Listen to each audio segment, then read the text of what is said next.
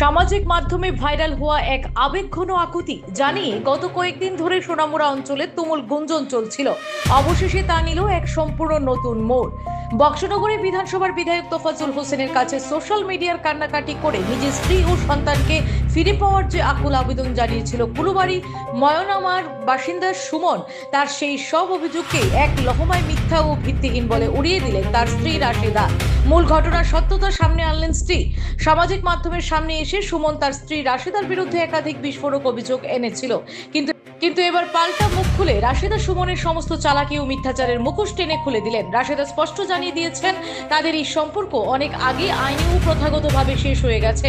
রাশেদা জানান তিনি আগেই সুমনকে নিয়ম মেনে ডিভোর্স দিয়েছেন, আর তার সমস্ত ভিডিও প্রমাণ ও নথি সরাসরি রাশেদার কাছে সংরক্ষিত রয়েছে।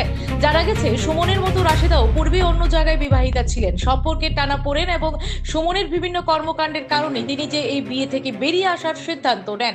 শুধু মুখেই নয়, সুমনের অমানবিক এবং প্রতারণামূলক আচরণের বিরুদ্ধে রাশেদা আগেই স্থানীয় থানায় লিখিত মামলা দায়ের করেছিলেন। স্ত্রীর সমস্ত তথ্য ও প্রমাণ সামনে আসার পর এখন স্পষ্ট যে বিধায়কের দৃষ্টি আকর্ষণ করে এবং সাধারণ মানুষের আবেগ ব্যবহার করে সুমন মূলত নিজের অপরাধ ও চালাকি ঢাকার চেষ্টা করছিল। সত্য সামনে আসতেই পুরো বক্সনগর এবং কুলুবাড়ি এলাকায় এখন সুমনের এই মিথ্যা নাটকের তীব্র সমালোচনা চলছে। পুলিশের দায়ের করা মামলা এবং রাশেদার পেশ করা প্রমাণের ভিত্তিতে প্রশাসন এখন সুমনের বিরুদ্ধে কি পদক্ষেপ নেয় সেদিকেই তাকিয়ে রয়েছে এলাকার মানুষ। Bureau report, নির্মহল TV. আসসালামু আলাইকুম। আমার লাইফে আমি কোনোদিনও ফেসবুকে আসিনি, আজকে বাধ্য হলাম এতে আসতে।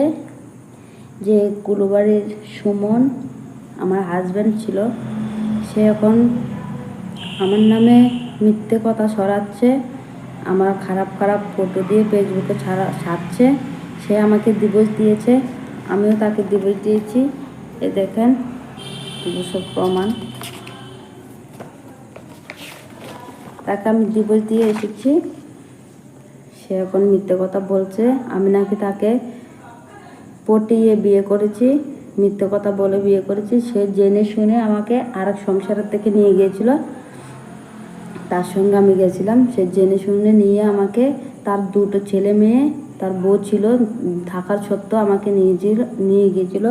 তারপরে আমার নেওয়ার পরে আমি জানছি যে তার দুটো ছেলে মেয়ে আছে, তার বউ আছে বর্তমানে ঘরে। তার বউয়ের সাথে আমার কথা হয়েছিল। তারপরে আমি অনেক বলেছি যে আমাকে দিয়ে দাও, আমি বাড়ি চলে যাব, তোমার বউ সন্তান আছে, তোমার বউ সন্তান নিয়ে তুমি ভালো থাকো। তারপরে সে আমাকে দেয়নি, সে বলল আমাকে ছাড়া নাকি সে বাঁচবে না। তার দিকে দেখে আমি ছিলাম। তার বউ 2 মাস ছিল, 2 মাস পরে আরেকটা ছেলের সাথে চলে গেল। তার দুটো ছেলে মেয়ে আমি পালছি। আমার একটা ছেলে হয়েছে, 4 বছর হয়েছে এখন। সে 2 বছর পর্যন্ত ভালো ছিল, তারপরে 2 বছর পরে সেও নেশাতে আসক্ত হয়ে যায়। অনেক নেশা করে আমাকে মারধর করে, অনেক অসম্মানী করে, মানুষের সামনে মারধর করত। শিলচর নিয়ে গেছে, শিলচরও আমাকে অনেক মারধর করছে। তারপরে আমার নিজের কানের জিনিস বন্দুক দিয়ে আমি তাকে সেন্টারে দিয়েছি। 2 বার সেন্টারে দেওয়া হয়েছে, 4 মাসের জন্য সেন্টারে দেওয়া হয়। 1 মাস হলে তার আব্বু আম্মু তাকে বের করে নিয়ে আসে।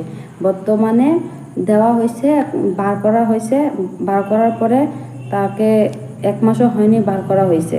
সে নিজে একটা খারাপ ছেলে হয়ে এখন আমার নামে বদনামি করছে। সে যদি ভালো হতো, তো সুন্দর হ্যান্ডসাম সব কিছু ঠিক আছে, তাকে ছেড়ে আমি আসি কেন? সে যদি এত ভালো, তার গ্রামে গিয়ে জিজ্ঞেস করেন সে কতটুক ভালো। সে আমার ঘরের যাই জিনিস সব বেচে কিনে শেষ করে দিয়েছে, আমার সংসারটা পুরো বিরানা করে দিয়েছে। আমার সংসারে কিছুই নেই, আমার সংসার পুরো শেষ করে দিয়েছে। আমার ঘরের মধ্যে, আমার ঘরটা পর্যন্ত আমার বাবার বাড়ি থেকে নিয়ে আমি ঘরটা আমার আব্বু বাঁধা দিছে। আমার মোটরটা পর্যন্ত, ঘরের প্যান্টটা পর্যন্ত আমার আব্বু আমাকে দিয়েছে, সব কিছু আমার আব্বু দিয়েছে। দেওয়ার পরও দেওয়া সস্ত আমাকে অনেকবার মারধর করেছে। আমি আমার আব্বুর বাড়ি গেছি, আবার ঘুরে ঘুরে আসছি যে তার লগে সংসার করবো, তার লগে থাকবো, কিন্তু আমি পারিনি। আমি বাধ্য সীমার বাইরে হয়ে গেছে। এখন আমি এসে পড়েছি, আমার ছেলে নিয়ে আমি ভালো আছি। আমার ছেলেটা এখন ছোট, আমার ছেলে তার কাছে যাবেনি। আমার ছেলে অনেক ছোট, আমার ছেলেটার মাত্র 3.5 বছর চলতেছে। আমার ছেলে মা ছাড়া কিছু বোঝে না। আমার ছেলে যাবে, এত ছোট ছেলে মার কাছে থেকে যাবে না। আমি এতটুকু চাই, সে আমাকে ডিভোর্স দিয়ে দিয়েছে, আমি তাকে ডিভোর্স দিয়েছি, তার সঙ্গে আমার কোনো কালেকশন নাই। তারও আমার সঙ্গে কালেকশন নেই। তারপরও আমাকে আমার ফেসবুকে আমার খারাপ ফটো দিয়ে ভিডিও ছাড়ছে, খারাপ ফটো দিয়ে বানিয়ে ভিডিও ছাড়ছে। কেন? আমি মেয়ে হয়েছি বলে আমি এতটুকু খারাপ? আর সে এত খারাপ করেও সে এখন আমার নামে বদনামি করে বেড়াচ্ছে, আমি নাকি এরকম, আমি নাকি সেরকম। তো এখন তো আমাকে ছেড়ে দিয়েছে, তাহলে আমার পিছে কেন এরকম করছে? আমার পিছে কেন এরকম করছে? আমি আপনাদের কাছে ন্যায় বিচার চাই, আর কিছু চাই না। সে সব কিছু জেনে শুনে আমাকে নিয়ে এখন বলছে সে কিছুই জানে না, আমি নাকি মিথ্যে কথা বলে তার সঙ্গে গিয়েছি। সে সব জানে, সব জেনে আমাকে নিয়েছে।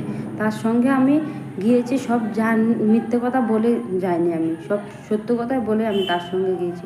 সে এখন মিথ্যে কথা বলছে। সে তার কথা কিছুই বলেনি, সে আমারটাই উঠে সবার সামনে বলল আমি এরকম, আমি সেরকম। সে নিজেকে এরকম সেটা একবারও বলেনি।